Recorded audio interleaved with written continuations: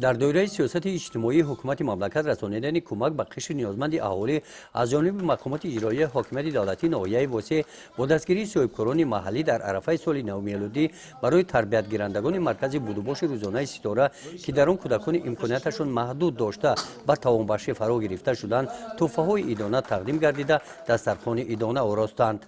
بسیار مننادور هستیم از دستگیری های بی‌واسطه‌ای پیشوای ملت اساسگذاری صلح و وحدت ملی پرزیدنت جمهوری تاجیکستان محترم امامعلی رحمان که همیشه توجه زیاد دارد نسبت منامین قشر جامعه و این کودکان در مرکز با تمام شرایط فرا گرفته شده تحت غمخواری های بی‌نظیری سرور دولت قرار دارند و ما متخصصان مرکز کوشش میکنیم با کودکان توانبخشی نموده در پیشرفت و شکوفایی در بنیادکاری و سازندگی وطن محبوب سهمی باسزایی داشته باشیم.